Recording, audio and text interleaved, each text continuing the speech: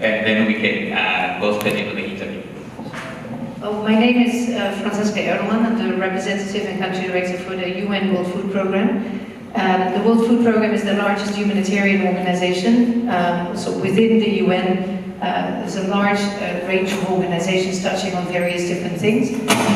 Our focus is mostly on food security and nutrition. We are known for humanitarian action, also here in Zimbabwe for the last 20 years.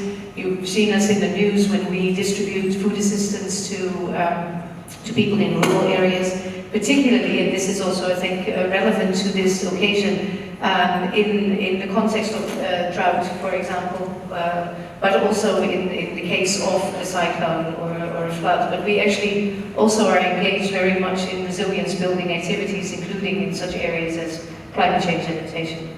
Thank you. Now, what would you call some of your main success and challenges in your operations here in Zimbabwe? Well, first let me say, I was thinking about what I could add to this conference today, but the previous speakers have already taken a lot of my steam, I would say, by touching on many of the things that I had hoped to raise. As the World Food Programme, as I mentioned, apart from our humanitarian agenda, we very much work with a range of stakeholders, including with government, private sector, NGOs and other UN agencies, because it's a wide network of organizations. We focused primarily on facilitating climate adaptation at the local level. And the previous speakers also, in the conversation was touched on the people in the villages. They are not the instigators of climate change, but they are the ones who feel it the most. So the work that we have been doing is primarily focused on restoring ecosystems. So we're investing with communities in rural infrastructure, for example, water being an important one, climate change. We think about such things as cyclones and floods, but also we're talking a lot about the lack of water. So being able to manage water at the local level is very important. So infrastructure, being able to adapt agricultural practice to a changing climate, for example, is very important as well. We also engage with the community on financial products, and I see here also advertising from financial service providers, so having access to credit, the ability to adapt your behavior and your business practices to a changing climate also often depends on the availability of credit, for example, or financial products. But also, All Mutual is here today, and we work very closely with you all on insurance products for farmers. When we think about insurance, we think about insuring our car, for example, or health insurance. But there is such a thing as agricultural insurance. And in an environment where the risks are sometimes quite high, and largely also unknown, it is important to introduce agricultural insurance products also within farming communities. So that's an important piece of engaging the community. A lot of it is related to information. These days farmers are very confused as to what to grow, when to plant, where to invest in what kind of produce.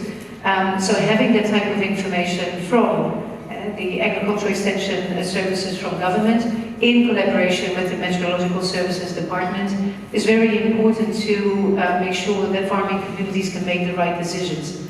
Now if you take that up to a higher level, as I mentioned earlier, the World Food Programme is very much known for humanitarian assistance after a crisis has already happened. But the information that we currently have and the science that is available helps us to predict what the season is going to look like. And with that information, we can inform farmers better, but we can also have a better idea of what type of triggers to expect in the upcoming season that may require an action before the trigger happens. And so again, when Cyclone Freddy came along, we all got into preparedness. If you can take actions before, then you can reduce quite a bit of the impact. And I think that's very important. We can also now do that for expected dry spells, for example. or the expectation of maybe flooding happening in certain areas and washing out agricultural fields. So being able to predict and investing actions before these events actually happen is really quite important. Thank you. You spoke there about taking action before, that's mitigation. You also spoke about the limited supply of water. We're talking about drought. And also, sometimes we have it in excess more than we need in terms of the cyclone Freddy currently, which has affected the SADC region. Now, what mechanisms of international cooperation could be implemented to accelerate implementation of adaptation projects to water-related disasters? Well, at the global level, there's quite a number of forums already in place where people come together to share new science, new insights, talk about regulation, and we just heard from the colleague from the Ministry of Environment about those.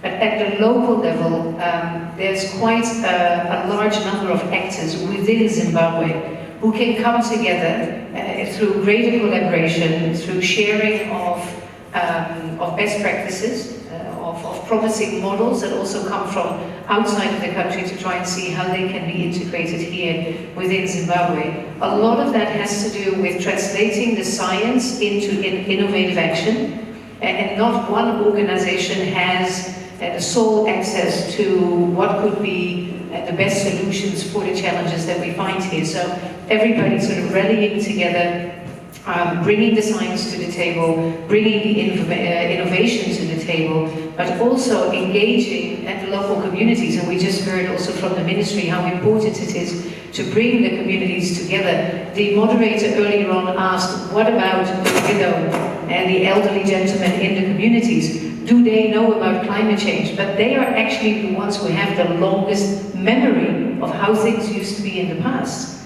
And so they have the longest horizon of understanding of how things have changed, why things have changed, and are there practices, maybe also the ones that were let's say, relevant and practical in the past, that we could maybe reintroduce.